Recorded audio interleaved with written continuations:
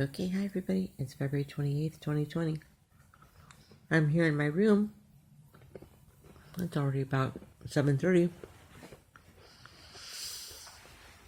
And I'm waiting for the beautiful light energetics to show up and say hello from the heaven sphere. That looked like it was dust.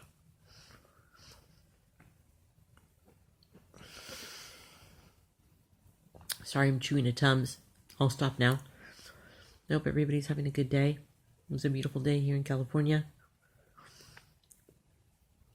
I'm waiting for some of our beautiful spiritual heaven sphere orbs of light energy to show up. We're about 42 seconds in. And it was a very beautiful day today. A lot of good things happening all over the world. God is great. Jesus is working on everybody's heart because we're just asking people to remember who this man was, the whistleblower of all whistleblowers, who was letting people know that there was corruption, and the corruption was really bad. And this man was hung on a cross because he refused to have to lie to convince people Jesus Christ really was the Savior of all humanity, in the sense that he was exposing evil from way back when. I'm sure it wasn't the first time it happened, in a sense that somebody got hurt and died because they were telling the truth. It's even happened more recently. It happens all the time.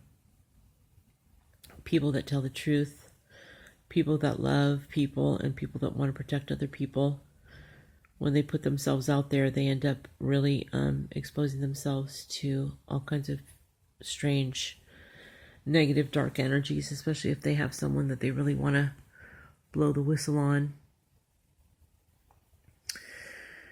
Anyway, I'm just letting people know that if you keep praying and believing in God and trusting and really understanding the story of Jesus Christ, outside of the Vatican, outside of the word Catholic, outside of the word Christian, but inside of the heart of man, this is where you really start to have the relationship with God and Spirit. There should be no middleman between you and spirituality and God or Jesus himself. That's a real conversation with a real person. It's how you think about your children, or you think about your mother, your father, or your kids. You're having a moment of clarity. Sometimes, when you're just sitting there thinking you're not thinking, and then somebody pops into your head, and it's like a relationship. You're actually connecting with that person. I do not believe that there's any difference between making a cell phone call to someone you know than making a prayer contact with someone you love. I pretty much think it's the same thing. Yes, of course, one is technology and one is prayer. Yes, I get that. One is a cellular service. I get that. But I'm telling you, the prayer is much stronger. You end up seeing the signs that your message has been received, your prayer has been answered. It takes a little time. But I've never, ever have come across a time in my life when a prayer has not been answered. I just don't ever recall. Yes, sometimes when we're praying, we're thinking instantaneously. We're thinking for a result within minutes, hours, days. But the prayer process and the answering of a prayer are really truly about getting what you really need rather than what you really want. Because I do believe that when you get what you really need, you really truly are getting more of a blessing and a patient timing of the divine.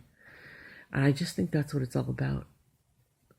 We need God in our life. We need God and faith and hope and charity and love and compassion in our lives. I don't think there's a single person that can live without and live well without those things. And I wish I could express how I feel sometimes more clearly to others.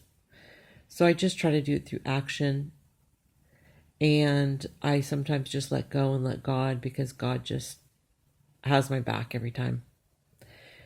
Prayer just has my back every time. I am like anybody else. I get those days that feel really, really overwhelming. And I know that I'm not alone when I get those feelings. And I know there's people that don't even know they have an opportunity to pray or believe in something higher than themselves, or the quote unquote miracle. But there really is a miracle in having faith. And I just really want to stress the saying out of the Bible about the mustard seed. That is pretty much, if you have ever seen a mustard seed, it's tiny. Seems like it's a little bit bigger than a few grains of sand. I think it's even smaller than a grain of rice. So that's God's intention. If you could muster up to have faith in God as big as a mustard seed, which isn't asking anything. It's asking much of nothing. And then God is letting you know, I will redeem and deliver. Because I want, when you make a promise and you keep it, that's how trust is earned. Trust is earned by promises kept. All right, well, I hope you enjoyed this video. Thank you. I wasn't sure if I was going to upload it, but I sure am. Love to all of you. Thank you, spiritual love orbs of light and goodness. Thank you.